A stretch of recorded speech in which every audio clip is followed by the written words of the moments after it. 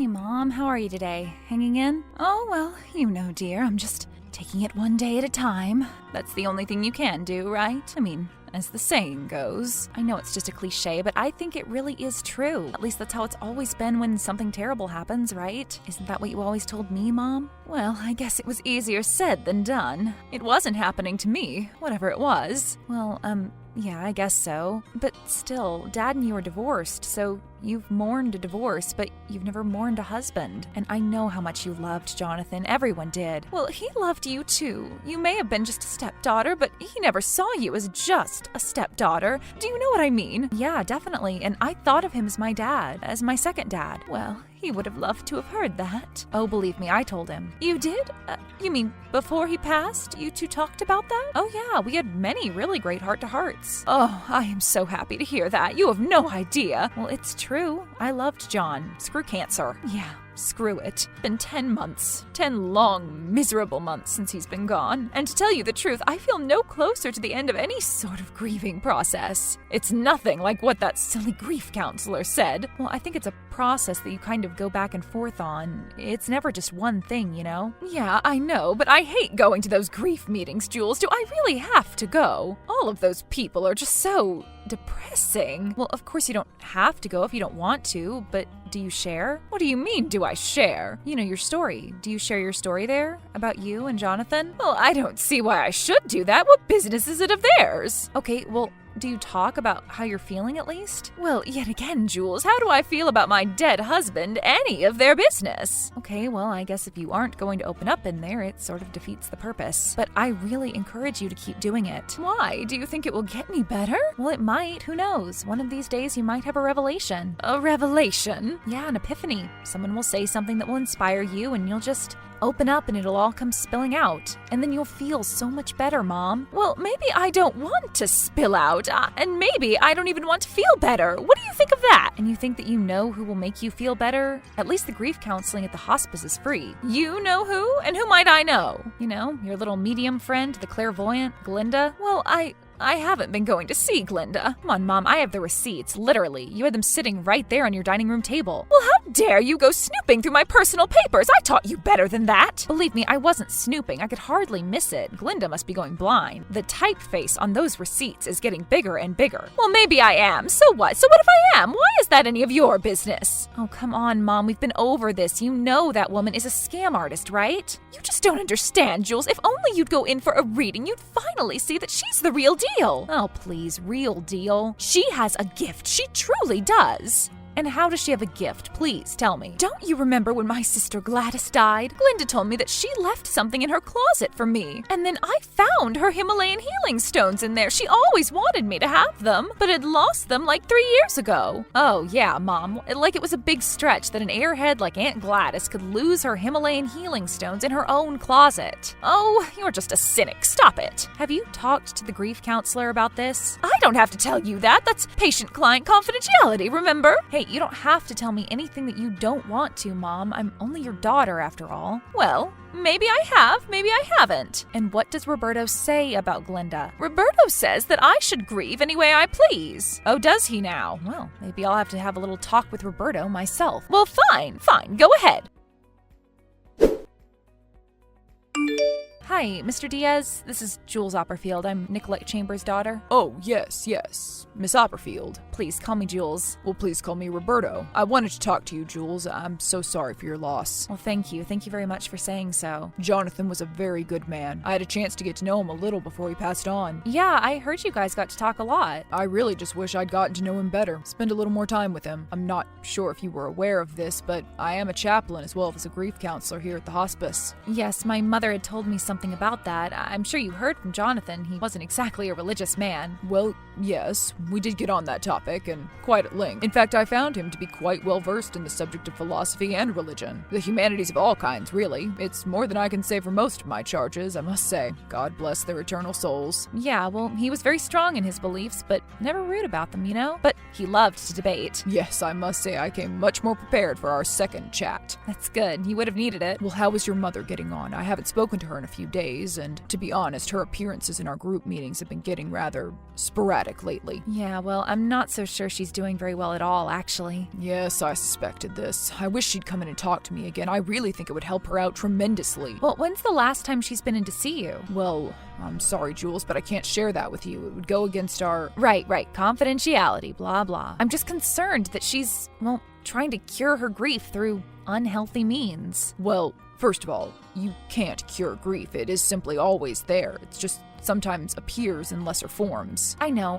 That's what I keep on trying to tell her, but she can't see the forest through the trees, you know? I think she's just too wrapped up in her own grief to see that she's getting ripped off and bamboozled, you know? Wait, ripped off and bamboozled? By who? Oh, well, the thing is, she occasionally goes to talk to a psychic. She said that she mentioned this to you. Oh, well, no, she did not mention a psychic to me. I would have remembered that. Yeah, this woman is named Glenda. She's seen her on and off for years. She's convinced that she has a gift or something. And she told you that she had told me this? Yeah, she said that you were fine with it, that you said if it helps you grieve, you were all for it. Well, I most certainly would not have said that. So you aren't a big believer in that sort of thing, Padre? Even though you're a spiritual person? Well, I of course do believe in the spiritual world, and perhaps it's possible that some of us could possibly be more in touch with that realm than others, that the veil between them could be thinner, so to speak. But do I believe that human mortals can communicate with the dead? No. And if I did, do I think it would be moral for them to profit off of it? Also a big hard no. Yeah, and that's kind of where I stand on it, at least the last part. Honestly, Padre, I lean more on the Jonathan side of things in that regard. Ah, so you kind of believe in nothing. Well,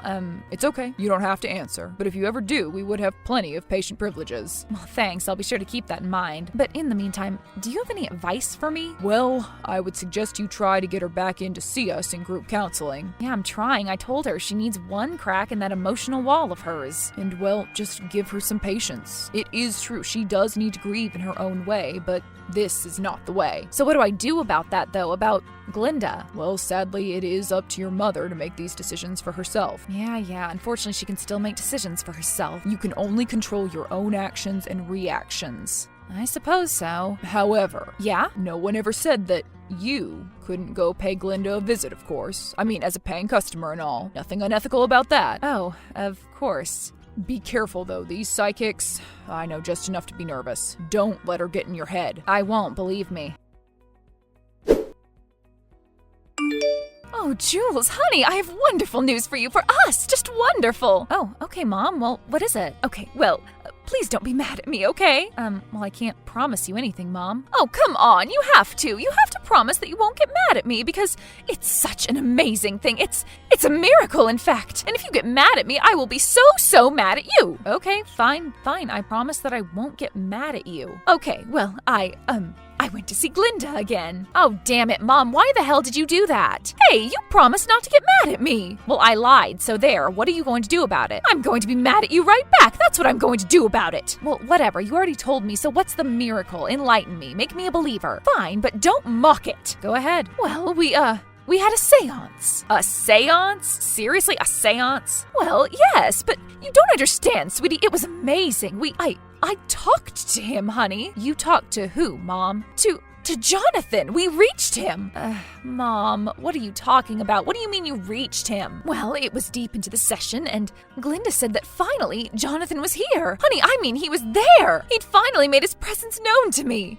Mom. Wait. But then, you see, I was skeptical too, you see. Oh, really? Were? Yes, and so I asked him. I asked Jonathan. I said, give me a sign, Jonathan, if it's really you. And what did he say? Well, at first I wasn't so sure that nothing happened, but then I felt sort of this cool breeze on my neck. And then I heard what sounded like a soft rustling. A soft rustling? Yeah. So that was it? You think Jonathan was in the soft rustling? Well, yes, you remember the man. He was always softly rustling. Oh, Mom. Hey, you said you wouldn't be judgmental. Now that's something that I never said. I felt him, Jules. Don't you get it? Yeah, Mom, I get that. You think that you felt something. What? No! I get that the power of suggestion is an incredible thing, and especially so with someone who's in mourning like you, who's weak and vulnerable and in pain. So what are you saying? I'm saying that this Glenda is a complete and total jackal who is relying on you just like she preys on all her supposed clients. I wish you would please just go and see her. Go and give her a chance. Who knows, perhaps Jonathan will make himself known to you as well, dear. Oh yeah, maybe he will. Although, well, I kind of doubt it, to be honest. And why is that? Do you not find me worthy or something? Well, it's just that the spirits would rather show themselves to people who are open to their existence. Right, well, I'll try to keep an open mind. But what do you think Jonathan would say about all this? Well, what do you mean? Well, I mean, he didn't believe in any of this. So when he appeared to you, did he, apologize for being so wrong all of these years? Well, I told you, it was just a soft rustling. Perhaps maybe next time I'll finally get one. Right, sure. Well, fine, I guess. Give me this woman's number. What? Really? You're really going to go and see her? Do you mean it? Well, yeah, for you, Mom, I will. But only for you. Oh, that's so wonderful. Thank you so much, dear. You have no idea. I've been wanting this for so long, you know. Yes, I know. I really think this is going to be a life-changing experience for me. Well, I'm sure that it will be, in fact. And look, I'll pay for it, okay? I don't want you to have to worry about that, all right? Oh, no. If I'm going to this woman, I'm paying for it. I don't want you to give her 1 red cent on my behalf. You got that, Mom? All right, fine. I'm just glad that you're going to talk with her. But one more thing. I'm not stepping into that creepy little house of hers where she does those readings. Oh, well, it's not creepy. It's quite nice, actually. Does it stink of patchouli? Well, I'll just text her. Thank you very much. Oh, but dear, that isn't the same. The spirits don't work over Wi-Fi. Oh, I'm sure it won't be a problem for Glenda as long as the check clears. Hello, Glenda. Oh, I'm getting a feeling. Is this Jules? Well, yes it is. I knew it. Well, we did have an appointment scheduled for 10. Well, I don't keep track of the time, though, you see, dear. Oh, you don't? So you can just sense when your next appointment is? Yes, it's part of my gift. I've always been able to do it. And does this also transfer to things like doctor's appointments and stuff? Well, sadly no. I have to keep a strict calendar for those types of things. For instance, just yesterday I forgot my pedicure appointment. My girl Lynn called me in a panic asking where I was, screaming actually in that cute little oriental voice she does. I think it's just Asian now.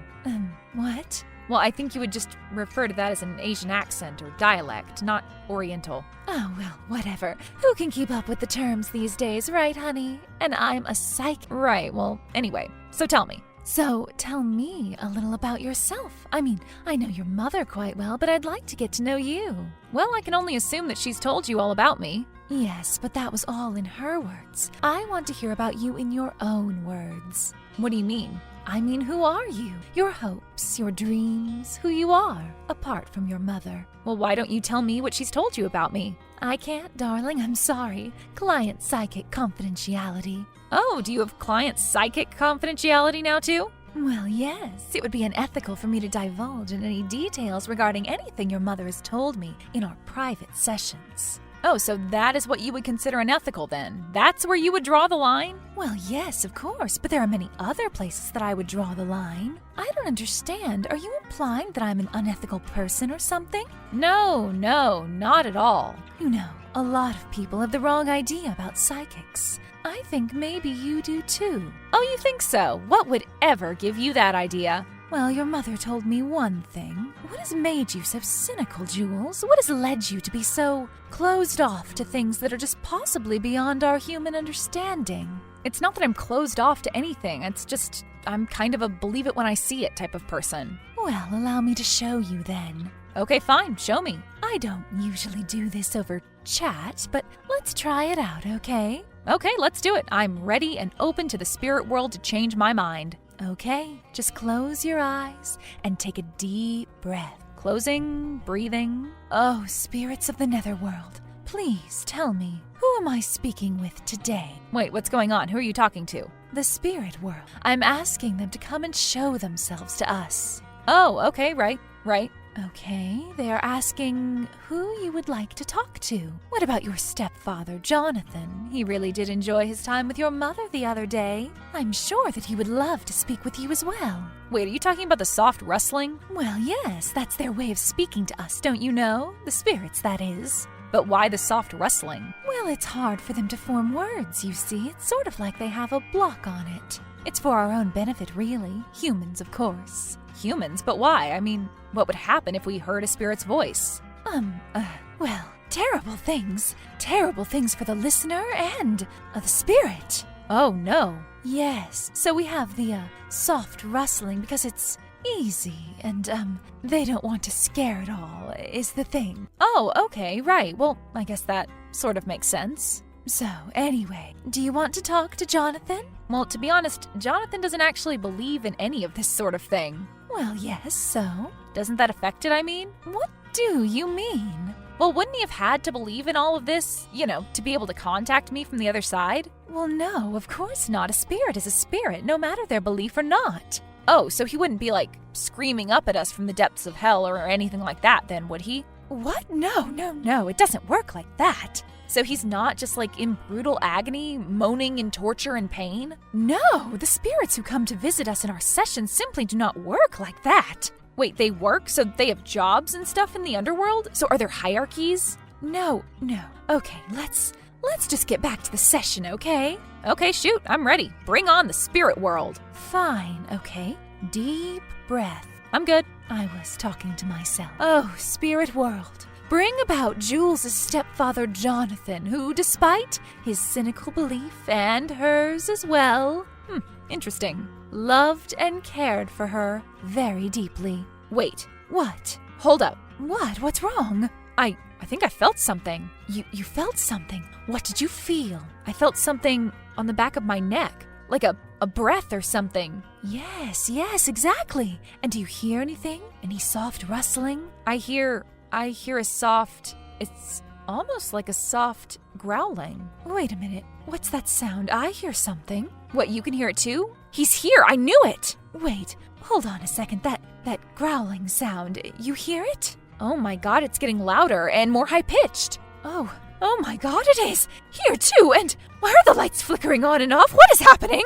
It's Jonathan, Glenda, he's here! You've brought him here from the depths of hell! No, I didn't, I couldn't have. But you did, Glenda, you did. And you were right, you don't have to be a believer. You don't have to believe in anything. Anything at all, just like you, right? What? What is that? I heard it too, it sounded like my name. Oh my god, it's saying my name too. It's saying my name. This can't be happening. This can't be happening right now. Why not, Glenda? But why can't it be happening? You summoned him. You've summoned him with your incredible gift. Why can't you believe that it's happening? Because it's all a grift, don't you get it? Because I can't see or hear or talk to the dead at all. Because I'm a cheat, a huckster, a swindler, a fraud. Wait, what, Glenda? You mean all of this has just been fake? A con?